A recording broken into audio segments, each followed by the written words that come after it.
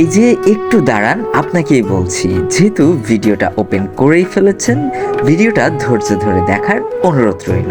আশা করি ভিডিওটা দেখে কিছু শিখতে এবং জানতে পারবেন এবং ভিডিওটা এনজয় করতে পারবেন। কথা দিলাম ভিডিওটি দেখে বোরিং ফিল করবেন না। হ্যালো ভিউয়ার্স, আশা করি আপনারা সবাই অনেক ভালো আছেন। তো চলে আসলাম নতুন আরেকটি ব্লগ নিয়ে। আজকের ব্লগটি মূলত হতে যাচ্ছে গোপালগঞ্জের সেই বিখ্যাত ওরাকান্দি নিয়ে। তো যাই হোক ভিউয়ার্স, আপনারা আমাদের সঙ্গেই থাকুন, দেখতে থাকুন। শুরুতেই বলেছিলাম ভিডিওটি দেখলে কিছু জানতে এবং শিখতে পারবেন, সেই সাথে প্রত্যন্ত গ্রাম এলাকার প্রকৃতির অপরূপ সৌন্দর্য দেখতে পারবেন। দেখুন তো এই জিনিসটাকে চিনতে পারছেন কিনা, আপনাদের নিজ নিজ এলাকাতে এগুলোকে কি বলে থাকে একটু কমেন্টে জানিয়ে দিয়ে যাবেন। আমরা আজকের এই ব্লগটি শুরু করেছিলাম কাশিয়ানী থানার ঘোষকান্দি একটি গ্রাম থেকে। এখানেই মূলত আমার জন্মস্থান। তো যাই হোক ভিউয়ার্স, আমরা মূলত অনেকদিন ধরেই প্ল্যান করছিলাম আমরা এই ওরাকান্দিতে যাব। আমরা খোঁজ নিয়ে জানতে পেরেছিলাম সেখানে প্রতি বুধবার মতুয়া সম্প্রদায়ের মানুষের মিলন মেলা বসে। একটি আফসোস, আমরা সেখানে যাওয়ার দিনটি বেছে নিয়েছিলাম রবিবারে, যেহেতু আমাদের হাতে সময় ছিল খুবই স্বল্প পরিমাণে। আমরা চাইলেও বুধবার পর্যন্ত ওয়েট করতে পারতাম না। তো আজকে আমাদের এই যাত্রার সঙ্গী হয়েছিল অনেকেই। আমরা সবাই একটি পরিবার।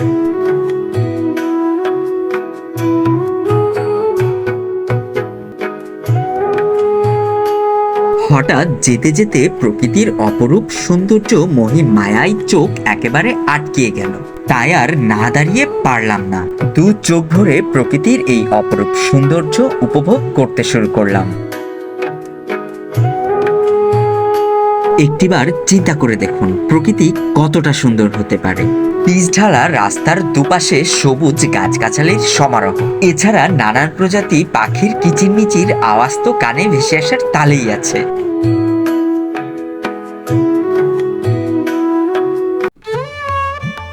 কিছু দূর যেতে না যেতেই চোখ পড়ল গ্রাম্য পরিবেশের একটি বাজারের দিকে। একদম প্রত্যন্ত গ্রাম এলাকার বাজারগুলো মূলত এরকম শান্ত এবং নিরিবিলি স্বভাবের হয়ে থাকে। ব্যাপারটা ভাবলেই কেমন যেন অবাক লাগে। শৈশবকালে বইয়ে পড়েছি বিশাল একটি বটগাছ, বটগাছের নিচে ছোট ছোট দোকানপাট, আবার পহেলা বৈশাখে হরেক রকমের খেলনা, চানাচুর, পাঁপড়, নাগরদোলা, কত কিছু। এই সব কিছু দেখেই মনে হচ্ছিল ছোটকালের সেই বইয়ের পাতার লাইনের সঙ্গে সবকিছুই যেন মিলে যাচ্ছে। আবার বটগাছের পাশেই দেখলাম বিশাল এক দুর্গা মন্দির।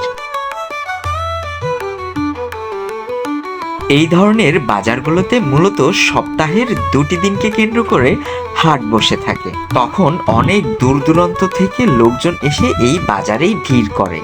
এছাড়া অন্য দিনে বাজারে ভিড় হয় মূলত সকাল টাইমে, এবং সন্ধ্যা নামতে নামতেই বাজারের লোকজন সবকিছু গুটিয়ে বাসায় চলে যায়।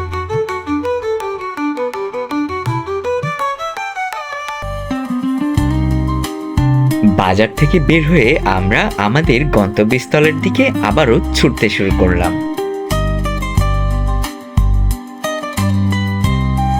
এই জিনিসটি একটু ভালো করে দেখুন, রাস্তার দুপাশে তাল গাছ, দেখতে কি যে ভালো লাগে। মানতে হবে এই এলাকার রাস্তাগুলো আসলেই অনেক সুন্দর। যদিও প্রচুর পরিমাণে গরম ছিল, সূর্যের অনেক তাপ, তারপরেও এই রাস্তা দিয়ে চলতে খুব ভালো লাগছিল।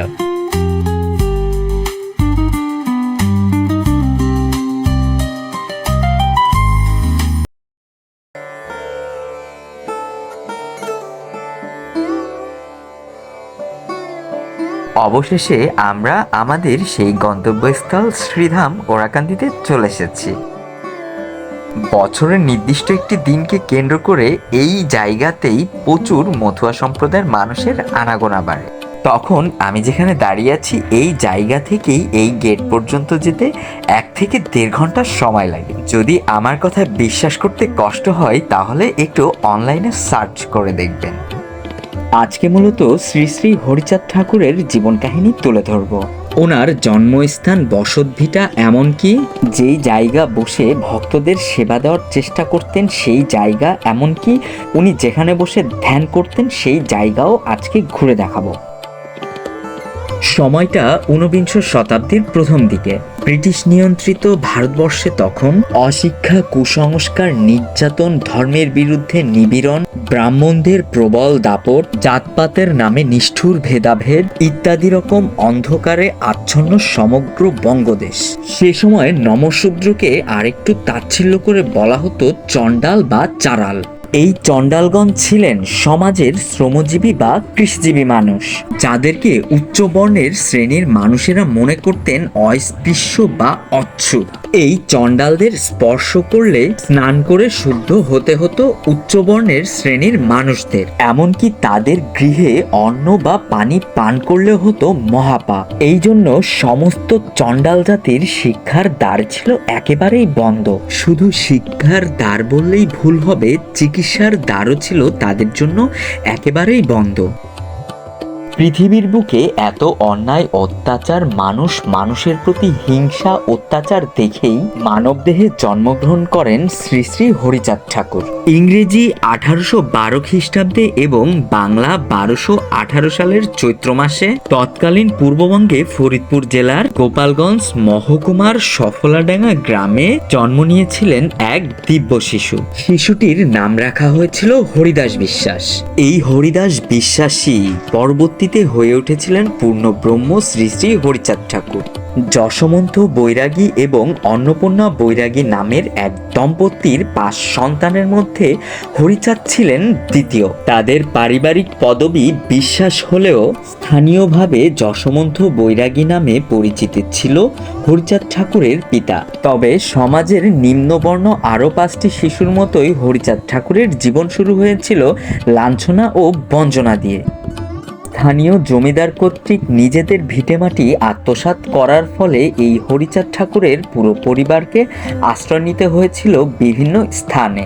আর চণ্ডালদের জন্য যেহেতু শিক্ষার দ্বার ছিল একেবারেই বন্ধ, সেহেতু পাঠশালায় গিয়ে তিনি কখনোই শিক্ষা অর্জন করার সুযোগ পায়নি। তাই বন্ধুদের সাথে দুষ্টামি করে আর গোচরণ করে অর্থাৎ গরু চড়িয়েই কেটে গিয়েছে ছোট্ট হরিচাঁদের বাল্যকাল। তবে শিশু হরিদাস এতটাই দুষ্টু ছিলেন যে তাদের বাড়িতে আগত বৈষ্ণবদের ঝোলা লুকিয়ে রাখা, তাদের জিনিসপত্র লুকিয়ে পুকুরে ফেলে দেওয়া ইত্যাদি রকমের দুষ্টমিতে মেতে থাকতেন তিনি যৌবনে পদার্পণ করার পর তার জ্ঞান ও মেধা ছড়াতে থাকে দিকে দিকে। তিনি আদিম কৃষি পদ্ধতির পরিবর্তে বিজ্ঞানসম্মত চাষাবাদ পদ্ধতি পরিবর্তন করেন। অসুখ বিসুখের ক্ষেত্রে ঝাড়ফুঁক পরিবর্তন করে প্রাকৃতিক চিকিৎসা করা, এমনকি নীলকর সাহেবদের বিরুদ্ধে প্রতিবাদ করা। তখন নিম্ন পর্যায়ের জাতির মানুষের কাছে হরিচাঁদ ঠাকুর হয়ে ওঠেন মধ্যমণি। এমনকি তারা মনে প্রাণে বিশ্বাস করতে শুরু করেন হরিচাঁদ ঠাকুর একজন অলৌকিক শক্তির অধিকারী।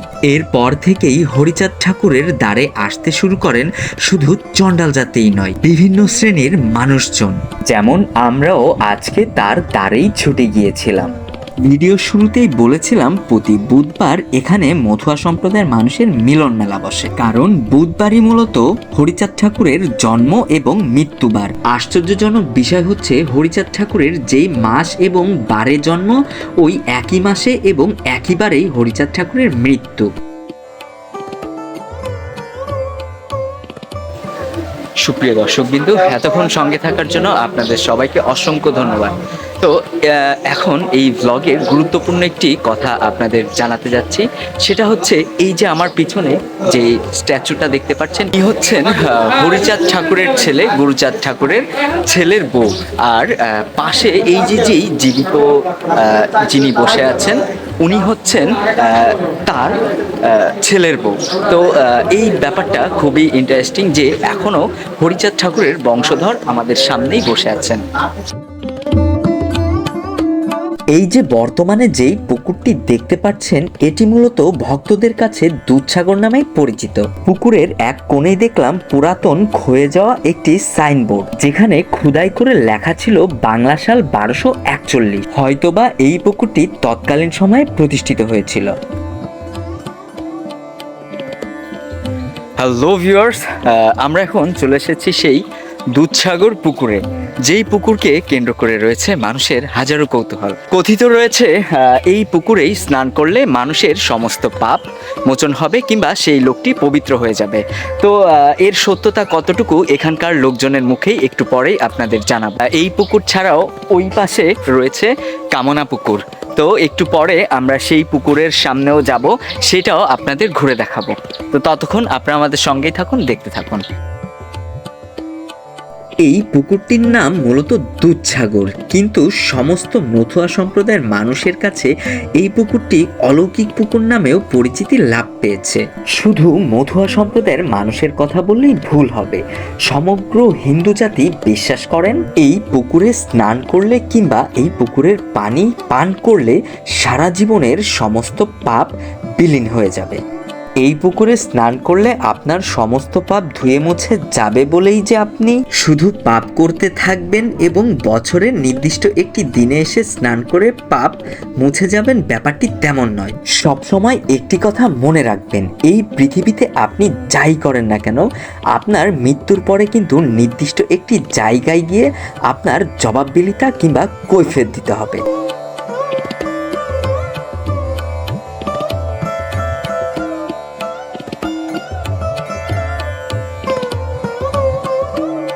ভিউয়ার্স, এই গাছগুলোকে কি দেখে চিনতে পারছেন? এগুলো কি গাছ? এগুলো মূলত জবা ফুল গাছ। দেখতে কতটাই না অদ্ভুত লাগছে।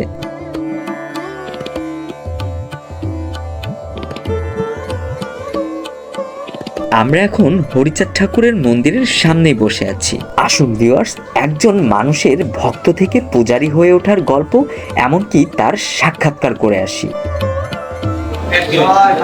সুপ্রিয় দর্শকবিন্দু, এখন আপনাদের একজনের সঙ্গে পরিচয় করিয়ে দিব। এই দাদা হচ্ছে এই মন্দিরের পূজারী। তো দাদার নামটা যদি একটু বলতে। বিমল গোসাই। তো এই দাদার কিছু জীবন কাহিনী আমরা দাদার কাছ থেকে শুনবো। জয় হরি বল। সকল হরিভক্ত, সকল ভক্তের শ্রীচরণে আমি প্রণাম জানাই। আমার নাম মতুয়া বিমল গোসাই। আমার জন্মস্থান নড়াইলে, গ্রামের নাম আগদিয়ার চর। আমার বাবার নাম বিশ্বনাথ, আর ঠাকুরদার নাম সূর্যকান্ত, নড় সদরে। কিন্তু আমি দীর্ঘদিন নয়, আমি ঠাকুর বাড়ি এই মন্দিরে হরিচাঁদ মন্দিরে পূজা করি। এবং আমার ছোটোবেলায় আমার ঠাকুরদাদার আগে ছিল মথুরা ছিল, আমার ঠাকুরদাদা আসার পরে এই আমাকে এই মথুরা থেকে কৃষ্ণ ধর্মে চলে গেছিলো। তার পরবর্তীতে আমার ছোটোবেলা আমার মায়ের গর্ভের থেকে আসার পরে 3 বছর পরে আমার এই কিডনি নষ্ট হয়ে যায়। 2 কিডনি নষ্ট হয়ে যায়। এই 2 কিডনি ডাক্তার কবিরাজ দেখাতে আমার কেউ বাঁচছিল না। হ্যাঁ, এত দেখা, তার মধ্যেও আমার বাঁচার কোনো ছিল না। ডাক্তারে বললো কি যে তোমাদের কোনো মহামানব যদি তোমার থাকে, সে ছাড়া তোমার আর পারবে না, আর এই ওষুধ চালা যাবে। সেই সময় আমার ঠাকুরদাদা আমার অংশপতি ঠাকুরের কাছে আনলে অংশ ঠাকুর বললো কিন্তু এই কামড়াতে স্নান করাবো আর হরি মন্দিরে ফুটবল নিবো, আর 1 মাস 1 দিন নীলামিত পাঠ করবা বাড়ি। সেইভাবে 1 মাস 1 দিন আমি নীলামিত পাঠ আমার ঠাকুরদাদা বাবা থেকে সব কিছুই করেছে। তবে সেই সময় থেকে আমি এখন পুরো সুস্থ। তাহলে আমি সংসারে গেছি, আমার একটা ছেলে, 2টে মেয়ে। আমি জানি বছরে 6 মাস আমি ঠাকুর বাড়ি সময় পাই, এই ঠাকুর বাড়ি আমি পূজা করি। এই জন্যই আমার ঠাকুরের কাছে এই জায়গায় যে আসে খালি হাতে কেউ ফিরে যায় না, সবাই ঠাকুরের কাছে সবাই পায়। যে যা চায় ঠাকুর তার সবার মনে বাসনা পূর্ণ করে। আপনারা মুরাকান্দি আসবেন, আর ঠাকুর যেন সবার মনে বাসনা পূর্ণ করবে। আর পাশাপাশি আপনাকে একটা নিমন্ত্রণ দিয়ে রাখি, আপনারা এই অনুষ্ঠানে আপনারা সবাই আসবেন, এই আশীর্বাদ করি, এই প্রার্থনা করি সবাই আসবেন। জয় হরি বল। জয় জয় শান্তি হরি।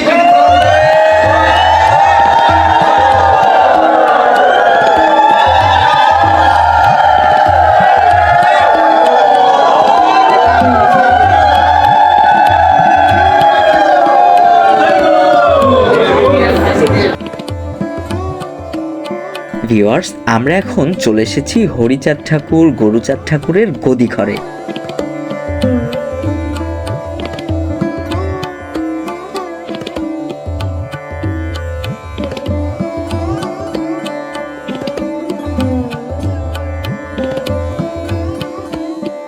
ভিউয়ার্স, আমি এখন আছি সেই হরিচাঁদ ঠাকুর গুরুচাঁদ ঠাকুরের গদি ঘরে, যেখানে বসে তিনি ভক্তদের সমস্ত কথাবার্তা শুনতেন এবং তার মনের বাসনা পূরণের চেষ্টা করতেন। তো যাই হোক ভিউয়ার্স, আপনারা আমাদের সঙ্গেই থাকুন, দেখতে থাকুন।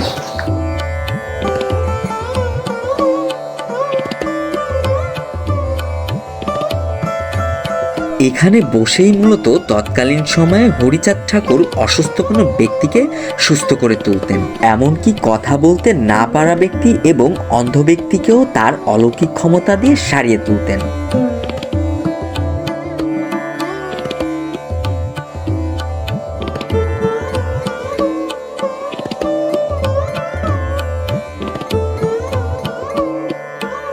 আমরা এখন চলে এসেছি সেই কামনাসাগর পুকুরে, যেই পুকুরকেও কেন্দ্র করে রয়েছে মানুষের হাজার কৌতূহল। হ্যালো ভিউয়ার্স, আমার পিছনে এখন যেই পুকুরটি দেখতে পাচ্ছেন এটাই হচ্ছে কামনা পুকুর। অনেকে এই পুকুরকে কামনা সাগর নামেও ডেকে থাকে। তো এই পুকুরের অলৌকিক যেই ক্ষমতাটি রয়েছে সেটি হচ্ছে প্রতিটি ভক্তের বিশ্বাস। সেটি হচ্ছে এখানকার এই পুকুরে প্রতিটি মানুষ স্নান করলে তাদের মনের বাসনা পূরণ হবে। তো বাকি কথাগুলো একটু পরেই আপনাদের জানাচ্ছি। তো ততক্ষণ আপনারা আমাদের সঙ্গেই থাকুন, দেখতে থাকুন। মানে ব্যাপারটি হচ্ছে, আপনি যদি এই পুকুরে স্নান করার সময় 2 হাত জোর করে ঈশ্বরকে মনে প্রাণে ডেকে আপনার মনের ইচ্ছাটা জানান, তাহলে ঈশ্বর আপনাকে কখনোই খালি হাতে ফিরাবে না। এই বিশ্বাস শুধু মথুয়া সম্প্রদায়ের মানুষের না, সমগ্র হিন্দু জাতির একটি মনের বিশ্বাস, আর বিশ্বাসেই প্রকৃত সুখ।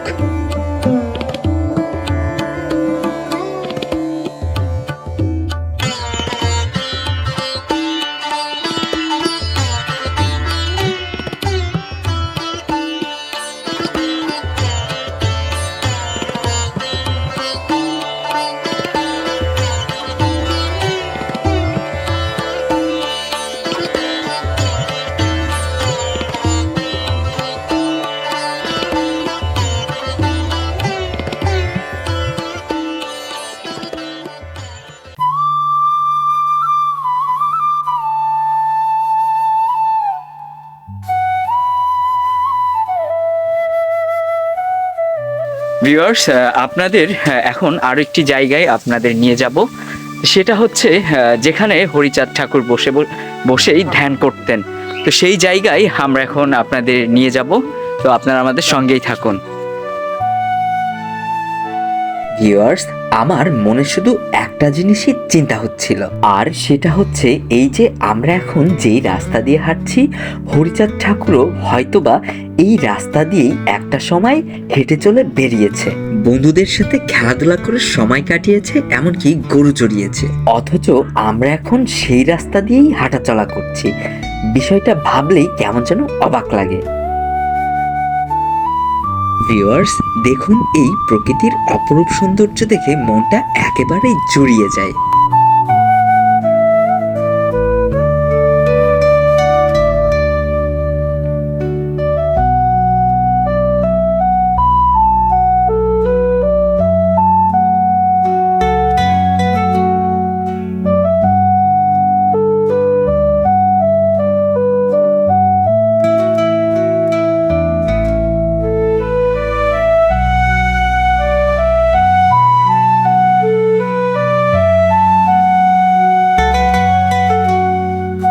হ্যালো ভিউয়ার্স, আমরা দেখতে দেখতে এখন চলে এসেছি সেই ঐতিহাসিক হিজল গাছতলায়, যেখানে হরিচাঁদ ঠাকুর বসে ধ্যান করতেন। তো ভিউয়ার্স, একটাবার একটু চিন্তা করে দেখুন, সেই 200-300 বছর আগের একটি গাছ আমাদের সামনেই রয়েছে, যেখানে হরিচাঁদ ঠাকুর বসে ধ্যান করতেন। তো এইটা চিন্তা করলেই কেমন যেন গায়ের মধ্যে একটি ছমছমিয়ে ভাব কাজ করছে। তো যাই হোক ভিউয়ার্স, আপনারা ভিডিওটি দেখতে থাকুন, সঙ্গেই থাকুন। আসলে এই গাছটিকে দেখে ইতিহাসের কথা চোখের সামনে ভেসে উঠছিল। এই এলাকাতে এত এত গাছ রয়েছে, কিন্তু এত পুরানো গাছ একটিও চোখে পড়ল না।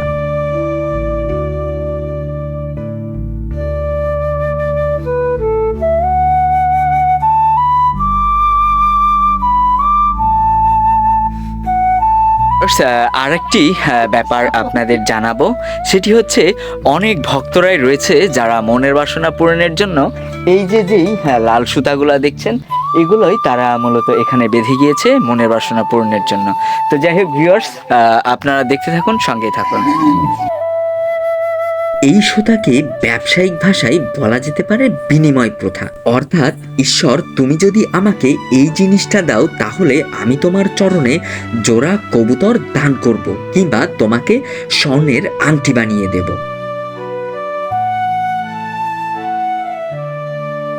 আপনাদের এখন কোটি টাকার একটি ভিউ কিংবা দৃশ্য দেখাতে যাচ্ছি। সেটি হচ্ছে এই যে দেখুন, আপনারা ঢাকা শহরে কোটি টাকা হলেও কিন্তু এই দৃশ্যগুলো সচরাচর চোখে পড়বে না।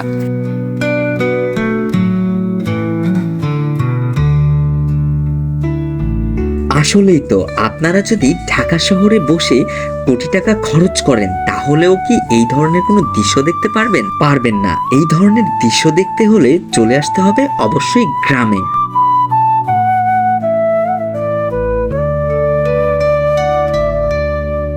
তো যাই হোক ভিউয়ার্স, আজকের ব্লগ মূলত এই পর্যন্তই। দেখা হবে নেক্সট কোনো ব্লগে। ততদিন আপনারা সবাই সুস্থ থাকবেন, ভালো থাকবেন। আমি মিথ্যে বলেছি, কত মিথ্যে বলেছি।